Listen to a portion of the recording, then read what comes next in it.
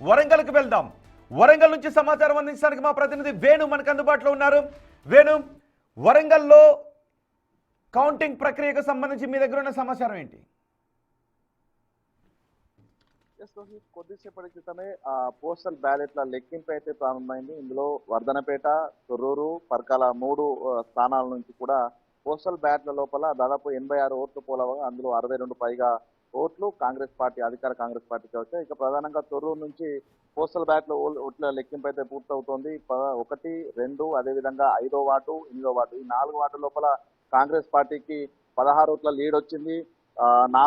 నాలుగో వార్డు అదేవిధంగా 6వ వార్డు టీఆర్ఎస్ పార్టీకి 3 ఓట్ల లీడ్ వచ్చింది. అయితే ప్రస్తుతం అయితే పోస్టల్ బ్యాలెట్ల ఓట్ల లెక్కింపు పూర్తయిన తర్వాత ఆ యొక్క బ్యాలెట్ బాక్స్లను ఓపెన్ చేసి వాటికి సంబంధించినటువంటి ఓట్లను 25 బండిల్స్ గా చేసి 25 కట్టలతో ఉన్నటువంటి 4 బండిల్స్ ను 100 బండిల్స్ ని ఆ యొక్క టబ్బుల్లో వేసి కౌంటింగ్ అయితే ప్రక్రియ మొదలయ్యే అవకాశం కనిపిస్తోంది. ఈసారి వరంగల్ కు సంబంధించి ప్రధానంగా 12 మున్సిపాలిటీ లోపల 8 మున్సిపాలిటీ లోపల హోరాహోరీగా బీఆర్ఎస్ కు కాంగ్రెస్ కి మధ్య పోరు జరిగింది. వరంగల్లోనే కొంత గ్రామ పంచాయతీ ఎన్నికల లోపల కూడా అటు తొర్రూరు, జనగామ, పరకాల, భూపాలపల్లి, వర్ధనపేట ఈ 4 గ్రామ పంచాయతీ ఎన్నికలు జరిగినటువంటి దాని లోపల దాదాపు 42% పైగా ఓట్ షేర్ బీఆర్ఎస్ కు వచ్చింది. కాబట్టి ఇక్కడే మున్సిపాలిటీలో కూడా సత్తా చాటుతామంటూ హోరాహోరీగా ప్రచారం నిర్వహించారు. ప్రస్తుతం ఓటింగ్ సర్లీ కూడా కొంత బీఆర్ఎస్ కాంగ్రెస్ మధ్య నెక్ టు నెక్ ఫైట్ వచ్చే అవకాశం కనిపిస్తోంది. ప్రధానంగా వర్ధనపేటకు సంబంధించినటువంటి 12 వార్డు లోపల ఎగ్జిట్ పోల్స్ లో దాదాపు 5 బీఆర్ఎస్ కు, 5 కాంగ్రెస్ కు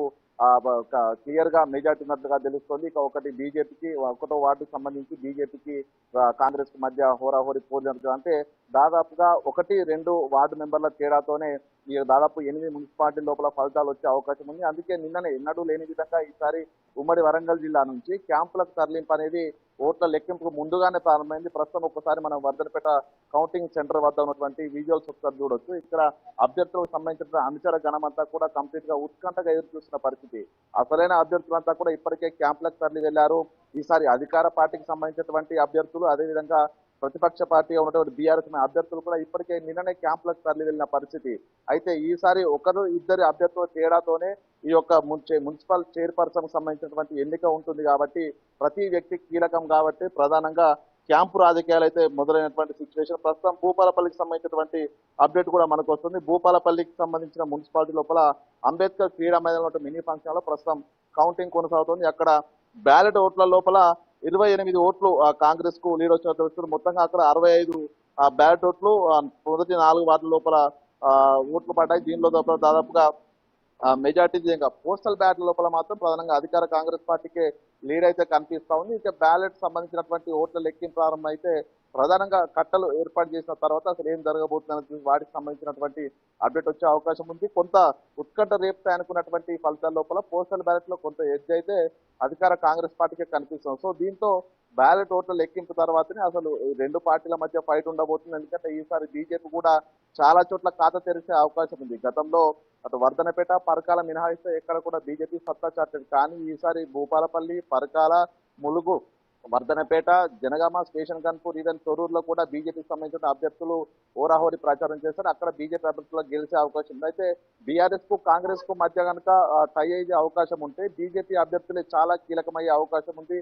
సో వీళ్ళకి సంబంధించినటువంటి అభ్యర్థులనే పార్టీలు, అధికార పార్టీ నుంచి ప్రతిపక్ష పార్టీ నుంచి లాగే ప్రయత్నం అయితే చేస్తున్నప్పుడు దీంతో ఈసారి బీజేపీ సంబంధించిన అభ్యర్థులు కూడా కొన్ని చోట్ల క్యాంపులకు కూడా తరలినటువంటి సిచ్యువేషన్. సో మొత్తంగా కొన్ని చోట్ల ముక్కోన పోరు కనిపించినా కూడా ప్రధానంగా 8 మున్సిపాలిటీ లోపల కాంగ్రెస్ కు బీఆర్ఎస్ కు మధ్య మాత్రం ఫైట్ అయితే కనిపిస్తుంది. ఇక మరికొద్ది సేపట్లో ఈ యొక్క బండిల్స్ ఏర్పాటు చేసిన తర్వాత కొంత క్లియర్ కట్ గా మెజార్టీ ఎటుపోతుందని కూడా తెలిసే అవకాశం అయితే కనిపిస్తా ఉంది. రోజు వేణు, మొత్తం ఉమ్మడి వరంగల్లో ఎన్ని మున్సిపాలిటీలు ఉన్నాయి?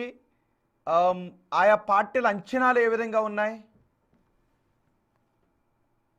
మొత్తానికి 260 వార్డులు ఉన్నాయి 12 మున్సిపాలిటీలకు సంబంధించి. అందులో మహబూబాద్ జిల్లా నుంచే 5 మున్సిపాలిటీలు ఉండగా వరంగల్ జిల్లాలో వర్ధనపేట, నర్సంపేట 2 మున్సిపాలిటీ, భూపాలపల్లిలో 30 వార్డుతో కూడిన మున్సిపాలిటీ, ములుగు జిల్లా లోపల 16 వార్డుతో కూడిన మున్సిపాలిటీ, జనగామలో స్టేషన్ గన్పూర్, జనగామ మున్సిపాలిటీలు. సో వీటికి సంబంధించి కూడా ప్రధానంగా జనగామ, అదేవిధంగా మహబూబాద్, వరంగల్ పైనే కొంత ఆశలు బీఆర్ఎస్ పెట్టుకుంది. ఎందుకంటే జనగామకు సంబంధించినటువంటి గ్రామ పంచాయతీ ఎన్నికల లోపల అక్కడ స్థానిక ఎమ్మెల్యే బీఆర్ఎస్ నుంచే ఉండడం, పల్లారాజేశ్వరరెడ్డి కొంత పోల్ మేనేజ్మెంట్ లో చాలా కీలకంగా వ్యవహరించడంతో సర్పంచ్ స్థానాలు జనగామ నుంచి అత్యంత Right. గెలిచింది. పాలకుర్తి నియోజకవర్గం నుంచి కూడా దాదాపు 42% ఓటు చేస్తాను. సో దీంతో తొర్రూరు జనగామ మున్సిపాలిటీ లోపల బీఆర్ఎస్ ఆధిక్యం వచ్చే అవకాశం కనిపిస్తుంది. ఇక వర్ధనపేటలో neck to neck fight BRS కు Right. కాంగ్రెస్ కు ఉండే అవకాశం ఉంది. ఇక ప్రధానంగా ములుగు కేసముద్రం రెండు మాత్రము కంప్లీట్ గా కాంగ్రెస్ వైపు ఉండి తెలుస్తే ప్రస్తుతం పోస్టల్ బ్యాలెట్ లో చూస్తుంటే కూడా కొంత అధికార పార్టీకి ఎడ్జ్ ఉంది. సో మొత్తానికైతే మరి Right. కొద్దిసేపట్లో ఇప్పుడు బ్యాలెట్ లో ఓటింగ్ మొదలైతే మాత్రం దీనికి సంబంధించి కొంత ఎడ్జ్ ఏదైనా తెలిసే అవకాశం అయితే ఉంది రోహిత్.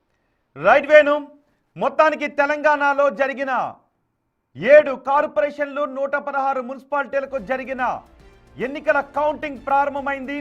బ్యాలెట్ పద్ధతిలో జరిగిన ఓటింగ్ కాబట్టి కౌంటింగ్ ప్రక్రియ కొంత ఆలస్యంగా జరిగే అవకాశం ఉంటుంది. ఫలితాలు రావడానికి కొంత ఆలస్యం అయ్యే అవకాశం ఉంటుంది.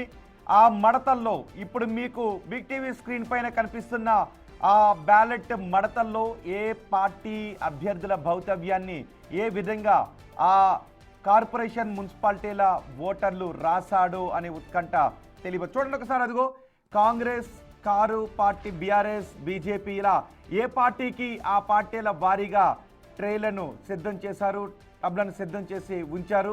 ఇప్పుడు వాటిలోనే ఆయా పార్టీలకు వచ్చిన ఓట్లను, ఆ అభ్యర్థులకు వచ్చిన ఓట్లను అందులో వేసి ఆ తర్వాత కట్టలు కట్టి లెక్కించబోతున్నారు.